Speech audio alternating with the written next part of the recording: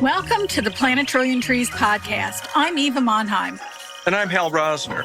We are both certified arborists through the International Society of Arboriculture. The purpose of our podcast is to encourage tree planting and proper tree care for our urban forests, which include neighborhoods, parks, and other open spaces. We will also cover a myriad of tree topics, including the important role trees play in relationship to the climate crisis. Thank you for joining us.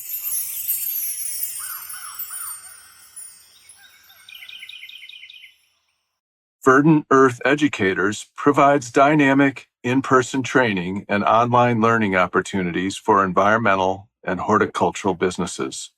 Owned by ISA-certified arborists and former university faculty, the Verdant Earth Educator team provides consultations on tree care and recommends climate-resilient opportunities for your valued green spaces. Verdant Earth Educators is all about seeding knowledge for success.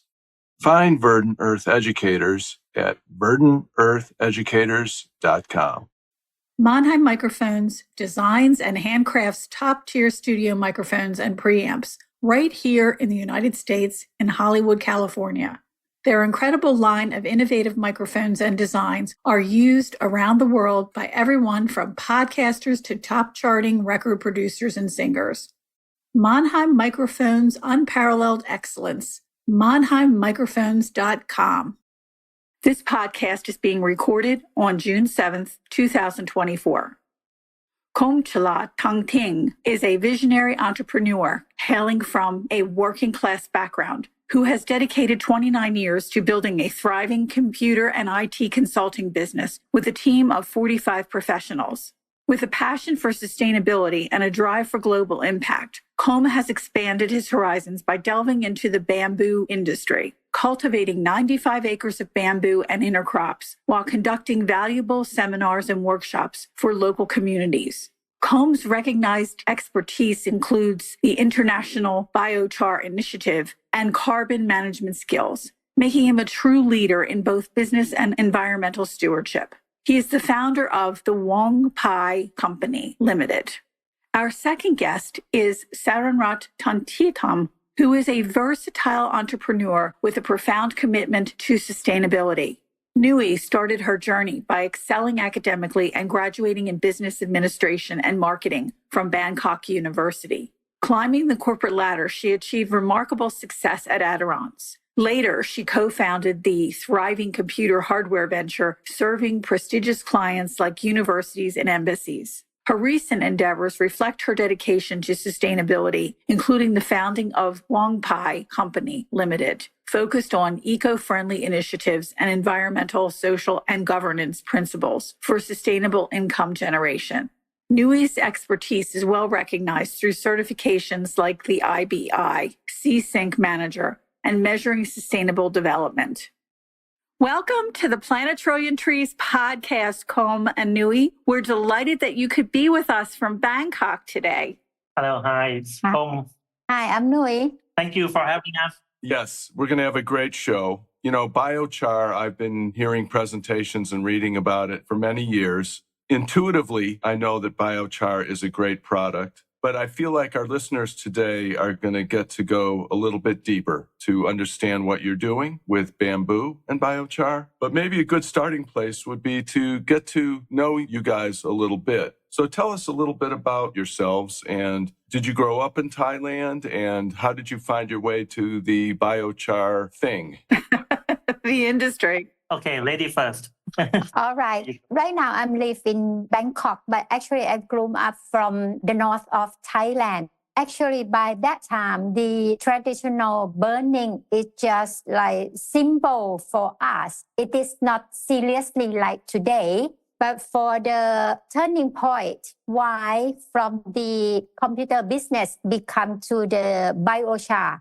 It because during the COVID time, we have a lot of time and I'm thinking about we are Thailand, where the agriculture country, right? and why we still have a limit of the food, about all the food shortage and all the health crisis. And by that time, I'm just talk to Kom, like maybe we have to do something better for the planet and how we get the land heritage from his relatives. From his relatives, right. And from there, maybe Kom can talk more about the land.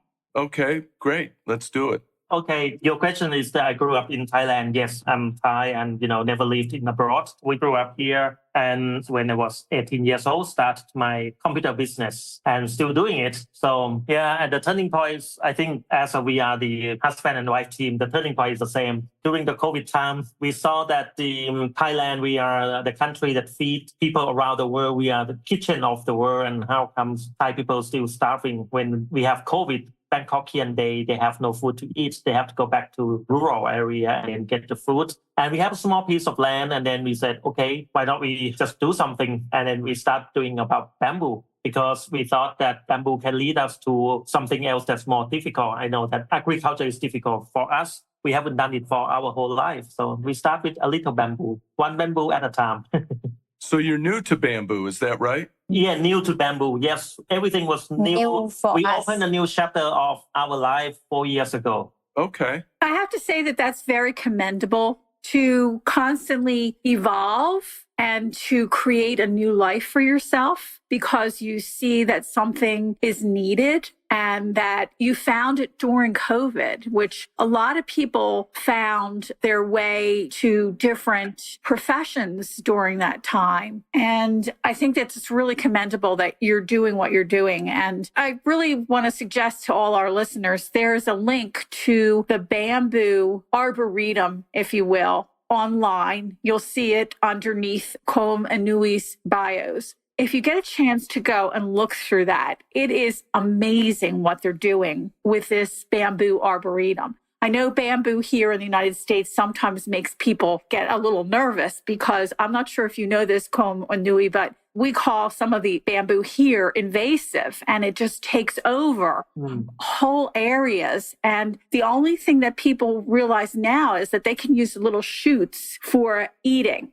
And they can also cut it down and use it for gardening, fencing. So, we're kind of getting used to it, seeing some of the bamboo here. So it's a big change. And hearing how you're managing and showing people how many different types of bamboo is out there is incredible. Can you give us a little bit more information as to what prompted you to put this museum, if you will, or arboretum together so that people can see the different types of bamboo? What really got you started there? Yeah, I think when you go to museum, all you need is just information. If you see some kind of a statue, and then you don't know what it is. Same like, our friend Fred from Bamboo Batu. He said he's been to many gardens in the world and then he see bamboo. He only recognizes the one that he recognizes and he only knows the one that he knows. So there are, I think, about 1,500 species of bamboo so far. And then we only got 80 at the moment. And then I don't know which is which. So I have to tell it myself, this bamboo is this. And I think other people might have the same problem. You see it because bamboo is bamboo. It just have a stripe or it have a different, maybe it's more green or less green.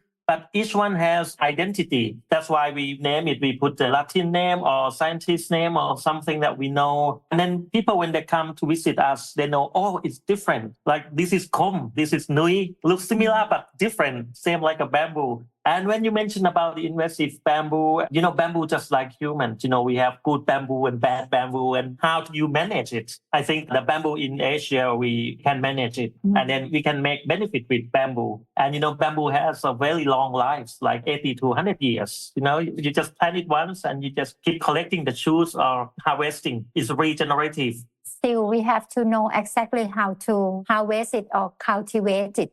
I was amazed at the colors, the different colors of the stems. Some of them are yellow. Some of them have almost like a purple stripe through it. So incredibly interesting. Yeah. And I think one thing I learned as I was preparing to speak with you is not only is it an attractive plant and multiple uses here in the States, whether it's the cutting board or handles on your utensils. Actually, I once had a bamboo baseball bat, which I loved, but it also does a marvelous job with carbon sequestration. Is that right? Yes, yes. You know that the bamboo is the fastest growing plant apart from seaweed, but it's grow much faster and it gives more oxygen than other plants. If you Google it, it's say about 35%, which means that it sequences more carbon dioxide and then the bamboo keep the sea and release the O2 out to the air and people breathe it in. And then, that's a very good cycle. Yeah, comparing a bamboo to other plants with the same age, the bamboo probably sequence more carbon dioxide. And when you harvest it, if you cut down pies or eat wood, the carbon's gone. But the bamboo, it has a rhizome and then it's shooting back, it's not dying. And then just keep doing that job, sequencing carbon dioxide. Yeah, it's a good plant to have. So when you make biochar, do you experiment with the different types of bamboo that you have? Do you find that maybe one bamboo has a greater affinity for being converted into biochar than others? Yeah. Actually, we quite a beginner in this industry because this time last year we were in the US for the IBI Academy. So what we've been doing, we only been using the bamboos, only few species. We don't cut down the bamboo to make biochar. We use the bamboo offcut that people would burn it if nobody take care of it. Oh. So that's why we only use the one that we've got. But we are going to do the experimental with some universities here. And different part of Thailand, they have a different bamboo. Right. Actually, how we can use bamboo to produce biochar. We try to promote people to plant more bamboo and try to use the bamboo, right? But discover the more we promote people to plant more bamboos, the more the waste we got. That's how we think, this is not a good thing because people, when they have bamboo waste, right? They just burn it or they just decompose.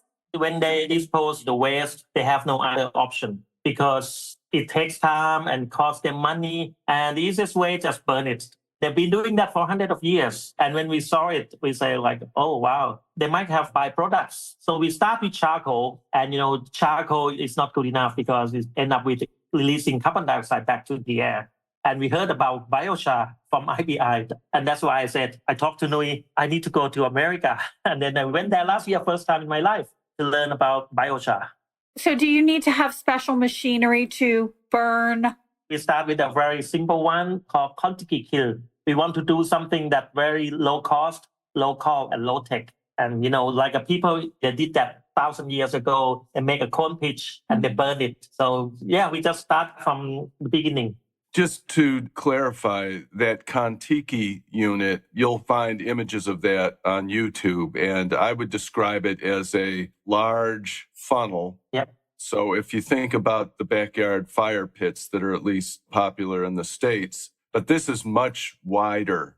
As I recall, the bamboo that's being burned is centered down low in the very middle of this cone. Does that seem accurate? Yeah. The way to burn it is called like a curtain of frame, and then you have to lay the bamboo one layer by one layer. You don't put it all at once because you need a lot of heat and you use less oxygen. So if we start with a small biomass and fire it up and use the frame to consume all the oxygen, that's why the oxygen doesn't meet carbon. So there is no carbon dioxide releasing into the air. So that's the way how we do the pyrolysis on the Kontiki kiln, by adding a small amount of biomass. At a time. Okay. And is this something that if you had these funnel-like structures, is this something that you could work with local farmers when they're burning their bamboo? You could also get a byproduct from your property's bamboo. I'm thinking this is where you're headed, where you have farmers who are using the bamboo and then they can plant another crop. Is that your thought process?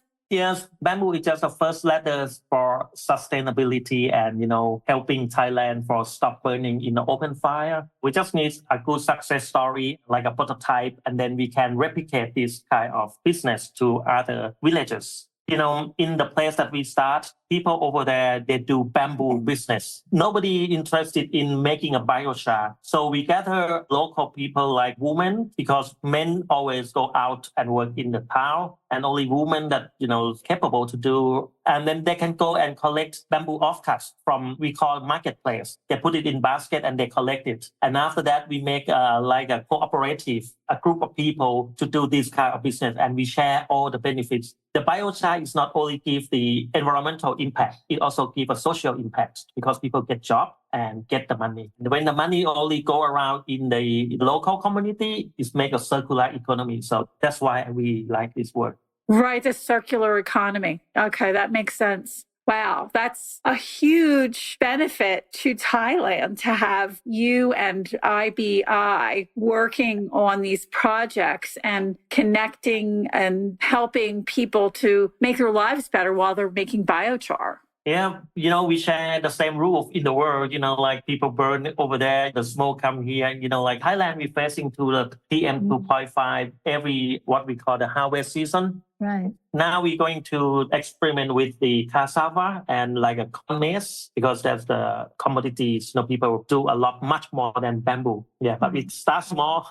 And the thing that I like the most, the biochar that we produce, we give to the farmers to use on their farmland. The land over there is quite degraded. And we want them to see our prototype. Like right now, we give the biochar back to their farm, right? And then they can see with and without biochar. Yeah, try out, see the difference. Create an awareness using biochar. A lot of people ask about biochar, and they think you can Google it. But in our definition, we define is a two words, biology and charcoal. The charcoal is not only give the biology for all the microbes or the creatures, but it's also the life of farmer, because they're struggling with the chemical fertilizer. Right. Now they can make their own biochar base for their waste biomass, go back into the soil that the biomass came from. It just go back. Just like you make a cycle of it. So I think that's the good thing. And the other thing, you don't have to buy any chemicals. That's right.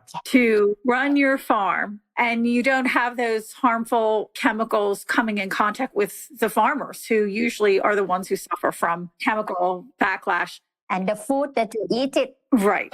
But Rome wasn't built in one day. It's quite difficult to make them to transform chemicals, fertilizer, into the biochar base. The transition probably takes some time, but at least they start reducing. You can see the improvements, because they're not going to believe someone, from Bangkok tell them like stop using what they've been using for their whole life and put biochar in it. But we let them try. We are just normal people. We are not researchers. We are not popular. Just ordinary people. When you're working with biochar, you're actually storing the carbon, because the carbon stays within the biochar itself. The microorganisms live off of that biochar. And it also releases nutrients into the soil so that the plants have better food source. Yes. So you're really doing like 3 different things all at once the biochar is in the soil.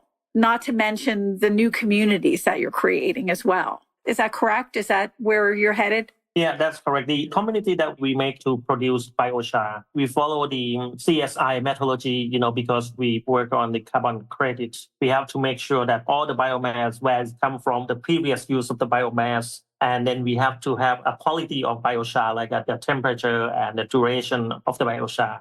And then we have to make sure that the biochar is inoculated to give a short-term benefit to the plants. And you have to apply the biochar into the soil, make sure that the carbon is sink underground. And it gives a good benefit to the trees. And then when the tree grow faster, that means the tree sequence more carbon dioxide faster than the normal tree. And reducing chemical uses, you reduce the greenhouse gas, at the end. And biochar is the negative ion is traps or the nitrogen and anything, and then keeps the nutrient for the soil, including a lot of benefit like a water holding capacities and blah blah blah. That's how we in love biochar now. Yeah. It's something that people burn, and then you can say that you're just burning your money. Then they stop doing it. They stop burning it. I have to share this with you. When I was teaching at the university, I was given some biochar to work with to test for seeds. And I thought, well, biochar would be very much like what you would find. Of course, it would be more charcoal, but in areas around here, we have burns that happen automatically because they're fire species of pine trees that burn. And if you wanted to create a good base for propagating seeds, or germinating seeds, the biochar is really great. So I thought, okay, let me see if I take some of these fire species plants and take their seeds from it and plant it on the biochar to see what happens. The seeds were up in 3 days. Tree seeds were up in 3 days under a misting system. I could not believe these pine trees came up in 3 days. It was just miraculous. We have a gentleman, I'm going to say a company's name, Organic Mechanics. He was using biochar, one of the very first companies to use biochar in the U.S. with his soil mixes. And the difference using that versus regular soil was light years difference. That's why we say biochar is amazing. Our friend did the same after the class of IBI last year, and she showed on her TikTok about tomato seed comparing. We did the same with the bamboo clumps that we put in without and with bamboo. You get, normally it's about 1.5 inches, the diameter. And then the one with the biochar is 2.5. And then you get, in Thai, I don't know how much in US in dollars, but you normally get 20 baht, which is about 50 cents. And then with the new one, you get 45 baht, 200% more. It's amazing. And then that's why we were in love with it at that time when we applied it. And it didn't take long for bamboo. Only 2 months, you see the differences already because bamboo is a fast growing plant. So yeah, and then we say that we don't want to tell them, we want them to experience by themselves with their own eyes. That's why we give biochar away to farmers. And we're going to do with cassava. Yeah, we're going to do that with cassava. Because in Thailand, we call rice. We have 10 rice and we'll have like 2 rice. The other 8, they will do like different. Yeah, in acres, like you have land for 10 acres and then your crops like cassava. We give enough biochar just to do for 2 acres. And then when you harvest, you see the difference between the one with biochar and the other acres without biochar. And you decide that the next crop you want to apply biochar or not. But you can go through all the different crops that you're growing in your country and do that. We're making communities. We contact like a factory who buys the biochar, and then we talk to the agriculture department. And it takes time, like we've been doing it for 1 whole year. And this year we get a lot of people reach out to us from Thailand, from overseas. And, we're quite busy now, right now. So I'm interested then in a couple things. One is distribution. How is the completed biochar being packaged? And then what kind of information do you share with the farmers in terms of application? Because even in my backyard, which is one big vegetable garden, and I have a stash of biochar, not my own, but that I purchased, it's always been a little bit elusive in terms of how much do I apply, especially in the agricultural situation. Do you have machines that are able to run it out to the fields, or do the farmers? Actually, this has been a very classic question. People say, like, how much biochar should I put? How many percent? And I believe that there is no conclusion. It depends on how bad your soil is, because in Thailand, the land is very degraded because people take the organic matter out from the soil by planting things and then don't put it back. So we work with every district. In Thailand, we have the agriculture officer, which is very connected to farmers. Most of the farmers in Thailand, we are registered because the Thai government subsidizes sometimes when you don't have the price of your crop is less than cost that you do. So that's why if we connect with these agriculture officers, we can't give them all because we don't have enough, but we can give a sample to the leader of the village to try and then give them, educate them. And then it might take time, and then they can put the name on the list and then let them do a trial. I think this is going to take some time. And then also we test the soil just before and after. And then we have to do the experiments. I'm sure that the problem with agriculture in Thailand is since the green revolution, people using a lot of chemicals. It might take, years. But today, people already, woke up and then we open a can of worms and then they say, we're going to do something not burning and applying biochar. And then, we send it to many universities to try. To be honest, I don't know how much to put in, but, we have to try and then let them do the assessment and taste apple to apples, something like that. The bamboo biochar, is that granular? Does it have kind of that rectangle shape where it's kind of chunky? Or is bamboo biochar more along the lines of a powdery, smaller particle? Since we use only the bamboo offcuts and then it's very small piece of bamboo, the one that they don't use. And when you quench it with water, that makes the bamboos very cracky. Once that you apply to the soil, it can be in the small particles. And we use a different application. We use a different size of biochar. The one that I put on the top soil to prevent the water release from the soil, I use a big chunk of the biochar because sometimes when it rains, it doesn't flood the biochar away. But if I mix in the soil, we try to make it in the small pieces. The root system can grow very fast. I see. Yeah. And then I know in one of the presentations I've seen over the years, and I'm assuming these types of units will become more well distributed, just in terms of scaling up biochar production to industrial levels, right?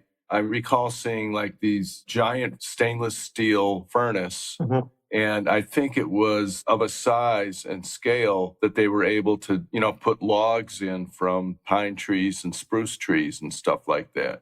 Is there going to be a time in Thailand where Kontiki, maybe they're still around, but also you start to use bigger pieces of equipment for the manufacture? I think there is no one solution that fits all. And I believe if you have a lot of biomass, a Kontiki is not enough. So we start looking for a bigger machine that is easy to operate. But still, a small farmer, they can't afford a big machine and they don't want to transport their biomass into the big machine. So that's why we have to use both decentralization solution for small farmers to produce their own biochar using the biomass feedstock from the back of their farm and make it there. But for some factory like the cassava factory or corn factory that everyone carry and load all the agricultural stuff at the factory. So there can be some residues left at the factory that you don't have to move them around. So you can implement a big machine suitable for the numbers of the biomass feedstock. Yeah, we have to probably mix it. We're going to start with a bigger machine that can do 1 ton per hour for the biomass and only operate for 2 people. But for myself, I like the one that can give co-benefits to farmers that creates jobs and, reducing the carbon footprint for transportation. And because of the cost of some of the larger ovens or heating processes, can they be used in like a village where the farmers can bring things to it if they have a larger amount to burn? Or where they can be more communal in their burning so that not every farmer's burning, but maybe there's 3 or 4 farmers that'll look over it for maybe a month. Then they change off to another group of farmers where they're overseeing the biochar production. Do you know what I mean?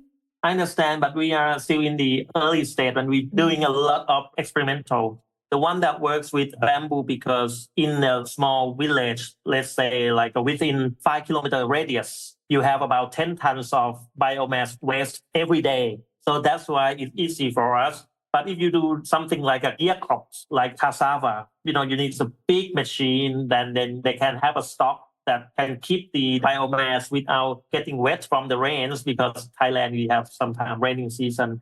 But we educate people to know about biochar. And when they start with the curiosity, what is biochar? How good is biochar? They start doing their own biochar in their own way with their own feedstock. And I think after that, we already got the community for a knowledge exchange platform that people can talk about, wow, what you do with your biochar, what you do. And, we start talking about that. Are you the first people in Thailand to be educated through the IBI? Or are there other people like yourself that are doing it? I believe because we went to the first IBI Academy in New York the first time. And we got the first certificate from IBI and then we are a member of the IBI. But we are not the first people that know biochar. No, I mean in Thailand. Yeah. Yes. In Thailand, there are some universities that have been using biochar, but there is no standard. That's why we went to IBI because we want a standard. Got you. You don't know what difference between charcoal and biochar. It looks the same. actually before we went to IBI, we found out like in Thailand, there are many researchers about biochar and they try to promote to the farmers to use biochar. But people still thinking about biochar is charcoal. And then we talk like maybe it's just about the standard because let's say like researcher A, he said, okay, this is a good, the benefit of biochar. Researcher B, this is a benefit of biochar. And then we talk like, so which one is the right one? And by that time, IBI website about having the Biochar Academy. So I'm just thinking, okay, we better go there and then we bring the standard. What we are producing, we have to have standard. Otherwise, we cannot tell people, right? Because everyone has, let's say, the temperature cooking biochar also different. I think before I look at the difference between the IBI standard and European standard, if you can find the standard, it's good. Do you think that your computer background has helped you with that as far as standards go?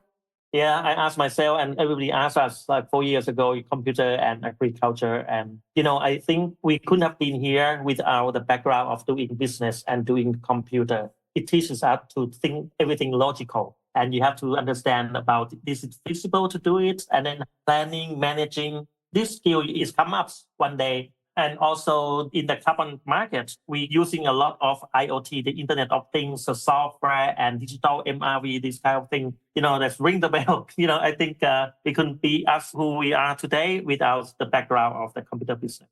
Yeah, that's what it seems like a computer ahead of the pack. So there's always people that are ahead of it. You wonder what is it that gave them the edge that other people don't have. And I think it must be your computer background and your business background, your business degree, Nui. When I was reading your information, you have a good managing business background. And I think that also helps, solidify what you're doing. Yeah, thank you. And when we started our Wongphai, the bamboo business, we announced, I said, in Thailand, we do agriculture business. We use emotion to lead it, but we want to change it to data-driven agriculture. We use data. Everything we need is data. That's why we like to integrate IT into the agriculture. That's an interesting concept that the emotion with the connection between other farmers is going to always be there. But then when you bring the facts and the data, that takes the emotion out of it and gives them a better understanding. Yeah. What Google's and Facebook, they sell data. That's right. They're the richest company in the world. Yep. Right. I'm wondering what other industries in terms of agriculture, large-scale industries, does Thailand grow palm for palm oil? Yes. Thailand is the number 3 biggest palm oil industry in the world. The third, okay, wow. The third, but the number 1 and number 2, they are 90% of the market share. Thailand is only 3%, but still number 3. Wow. Yeah, but we do a lot of palm oil. Number 1 and number 2, who would that be? Indonesia? And Malaysia. And Malaysia. I'm wondering, it seems like they would be great candidates, right, to hop on the biochar bandwagon, would you say? In Thailand, the palm oil is in the south, which is quite far away from us, but it is on our pipeline. We success with bamboo, and the next one we're going to do cassava. And then we move to palm oil. Okay. I think maybe we'll give you the updates when we do the palm oil, but we know that it's a lot of opportunity. And at the IBI Academy last time in Thailand, we had a lot of friends from the palm oil industry from Malaysia. They're quite interested. They are interested. Yes. Okay. Yeah, I'm wondering because it seems like, and I have no background in this, that the palm oil industry must be huge. So the hope will be that they'll be receptive to moving in that direction. On the other hand, I have to think that fertilizers and chemicals and those associated industries are also going to be watching and saying, am I about to lose a bunch of business as industries convert over to a reliance and utilization of biochar? Yeah, I'm not sure about that, but yeah. I think everybody's now have the awareness of the global warming and everybody has to do something, not just to stop doing it. We have to remove the carbon dioxide is a little bit too much in the air and down to the ground. And if you use the cheapest one, is the nature-based solution is biochar. Right. You lock it into the soil. And now biochar is going to the cement company. They're already interested in mixing the biochar into concrete and cement. So, Oh my goodness. yeah. Can you talk about that a little bit more? Yeah. I want to hear about that. You know, during our Biochar Academy in Thailand, we have a Dr. Han Wai from Singapore, and he's also the member of the IBI board. And then he showed us about the research. You know, he's from NUS, the National University of Singapore. Yeah, and then they went to one of the university in Chiang Mai called Chiang Mai University. They mix biochar into the cement and make a car park. And they use about 80 tons of biochar to build the car park. And one of our friends mixing it with like a concrete wall. You know, the one that doesn't carry the load, like you make fence or something, not a civil construction. Yeah, when you mix it, you use less cement. And they said that the LCA, the life cycle assessment, every ton of biochar that you put into the cement, you save about 900 kilograms of carbon dioxide in the air. That's what they prove of. Wow. But if you check, I think in the US, you have that kind of business in Florida or somewhere. I've been in the seminar one time on the webinar. Yeah, people start using it. And even we also use in our new site. Yeah, our site, we put biochar, you know, when you put a concrete slab on the ground, I mix a lot of biochar into it and it's still there for a whole year, you know, it's no problem. So you're saying that the biochar used in concrete is not used in the load-bearing capacity, but it's used in walls and structures like that? Yeah, and also you can, in Chiang Mai, the north of Thailand, they use it with the road because they said that the most important is the soil. Gotcha. And they reduce either sand or cement or stone. But the one that we use for experiment, we reduce 25% of cement and then replace it with the biochar. And we send it to a lab for the compressive strength test. It's still good. The civil engineer said that they can use it. Yeah, when we finish construction it, we will send you the photos. Wow. This one just for not verify. You know, and we wait for the authority to verify. But they said we don't need it as long as, you know, it's decoration or the architect work. That is not a civil engineering. The benefit of the biochar that has air pockets in it, you know, is it keeps the cool inside the house and prevent the heat from outside. Like an insulation. Right. Insulation, yes. This is what we want to do. We want to experiment by ourselves. And then when people come, they can just see the real thing, not just us talking. And make sure it's not collapsed. That's amazing. Do you see yourself exporting your products globally? No, we don't think it's a good idea because the biochar is very light. It has a very small bulk density. If you want to export 1 ton of biochar, you take more containers. And also the carbon footprint. And then you sequence the carbon and you make a big carbon footprint. Right. But I think you probably should encourage or inspire people to make biochar because anything that have the carbon contents, you know, we can be biochar when we die. You can burn yourself, you know. That thought crossed my mind. I'm sure somebody's experimenting already on that. Yeah, I think first make a biochar from the feedstock that you have, even the chicken manure or cow manure or any sewage sludge. People use anything or food waste. Anything has carbon in it, most of the things in the world. Farmers that you work with in the different villages, are they typically pretty receptive to learning about biochar and the potential that it gives their farming business? You know, for young farmers or some farmers that they're eager to try new things and, you know, they keep updating. They not only keep the old style of farming. Yeah, they would accept. They said, okay, I'll try with a small portion. And then after that, they give the feedback, which is good. We don't force them. And then they would talk to their neighbors. But Thai people, they trust the officers, like an agriculture officer, because they look at like a private sector come in and then what is your interest? What is your benefit for doing this? And then if you say like, oh, I just want to do it for the entire world, they don't believe it. Right, exactly. Yeah. Every country could have their own biochar production. And that way it stays within the country. Yeah. You don't have to ship it. You don't have to go far from the source of the waste. Yeah. Makes a lot of sense. That's what we're promoting, the biochar decentralization production. And then you can have a big giant machine. It's like if you have a sawdust factory or a sawmill, okay, you better have a big machine that can use all the emission or the energies and, easy to control, get the standard. Once that you do biochar for industry, like a cement or something, you need to keep a consistency standard. So you use big machine because the one that managed by human, we have a lot of human errors. So you're kind of looking at a standard. When you're doing something like that, you need to have a standard. Everything needs to be standardized. That's right. Everything needs to be standardized. Yes. Step by step. We need a lot of capitals to invest in here because I've been using my wife's financial support. Step by step. So we say that we just go step by step. We learn from by IBI, crawl, walk, and run. We're still crawling. You're still crawling? Yeah, I wanted to actually talk about International Biochar Initiative, IBI. You have a very handsome T-shirt on, and you were in New York, and I guess they had a big international conference. Tell us about IBI and how they're helping people like yourselves to learn about biochar and move forward with their own business enterprises. Yeah, before we went there, IBI sound like, International Biochar. And then I looked at YouTube or the webinar that they got, I think the one that I like most is they have a lot of knowledge. They have a lot of researchers.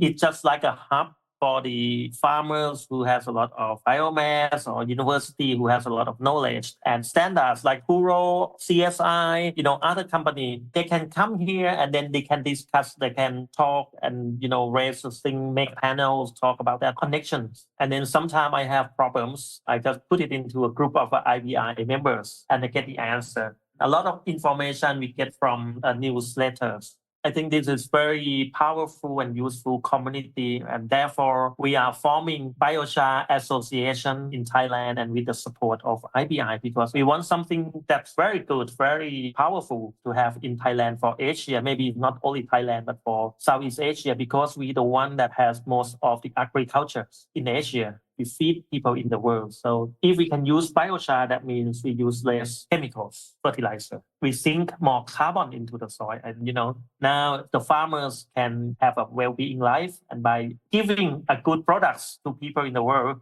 So IBI, when I saw the way that they do, they have a structure, they have a teams, and they have all the supports. I think anyone who wants to know about biochar, first you should visit the IBI website and then be a member. We did it, and then we said, I'm glad that we did, Yeah.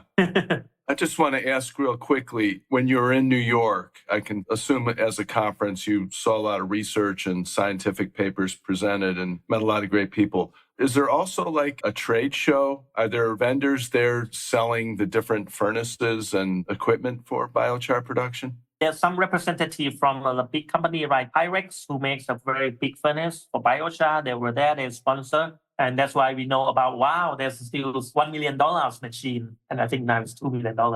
And the small little kiln that you can buy for $100. So it's a big range of the equipment that you can choose one that's suitable for your need. There are options. So we spend 2 weeks in the IBI learning things every day, different subjects, different field trips that we have. Yes, they do have like a real workshop. This is how to cook biochar. And after that, once you got the biochar, you put back into the soil and plant the tree. Yeah.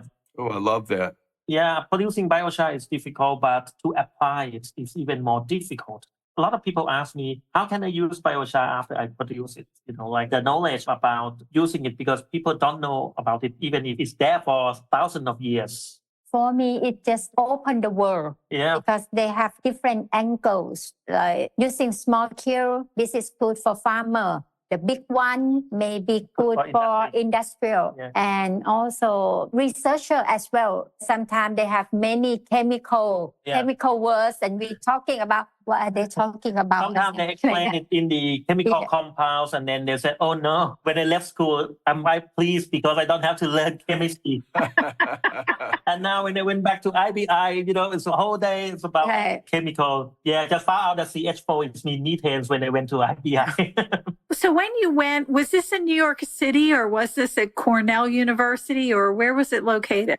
Cornell. Yes. Because I think they have a really big willow farm there. Did you see the willow farm? Yes, I think we've been to many farms. Yeah, I think they use willow for biochar. Oh, yes. That's the dairy farm, right? It's a farm that I heard of that they use willow for all different types of things. They're experimenting with the willow trees and they cut them and they use them for building. But I also think that they use them for biochar. Yeah, we've been to some dairy farms, vineyards, and some places that use sawdust to make wood vinegar and also biochar and kernels. And, many places, 2 weeks, we've been in the class and outside. Yeah. So the certification for that was well worth your while going to New York for it. Yes, it's near the Canadian border because it's not very far from the Niagara. Oh, Niagara Falls. Canandaigua. Yeah. Yes, it's difficult to pronounce, much more difficult than our names. Yeah, those are the Indian names, the native population's names. That's why they're so difficult to pronounce. Yes. Well, this has been a real delight to talk with you and to hear the initial crawling part of your process. In other words, we can't wait till you're standing and running. Okay. To hear where you're going with your next level of biochar. I think it's really incredible that you could come on today and talk to us about your experiences. Yeah, thank you. And how you're changing your community. I think it's really wonderful. We probably won't run soon because we have to wait until the other Thai people can start crawling and walking with us first. And then we will lead them to run because I think this is something that we like to give back to the country. We got a lot of opportunity from our country. We just need to do something better for our country. Thank you very much for seeing us. I just want to ask, we've talked a lot about bamboo. We never got around to trees. And wondering if you guys have a favorite tree or a tree that represents the country of Thailand iconically. I probably think about one big tree that gives shade called banyan tree. Banyan. Oh, banyan tree, sure. Yeah, they can eat the little fruits and then the shade you can cover. I think that a tree like that, we should keep it for years and years and years. But actually, bamboo is not trees. Bamboo is grass species. Right. That's why we like it because it's unique. It looks like a tree. Even in Thai, we call it wood or tree, even if it's not tree. We call mai pai. Pai means bamboo, like our company, Wongphai. Wong means family, and pai means bamboo. So we are bamboo family. See?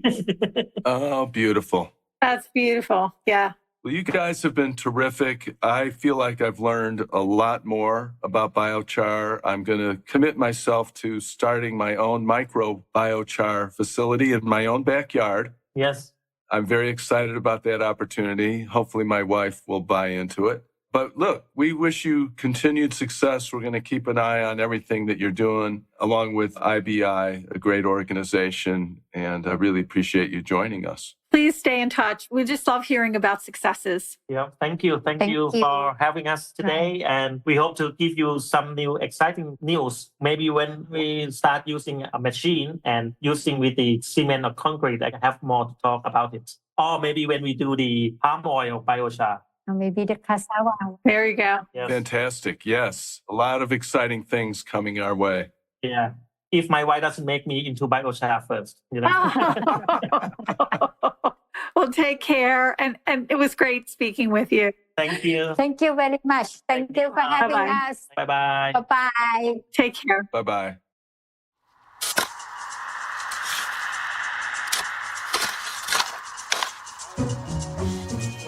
The Plant a Trillion Trees podcast is edited by Andromedan Recordings in Hollywood, California.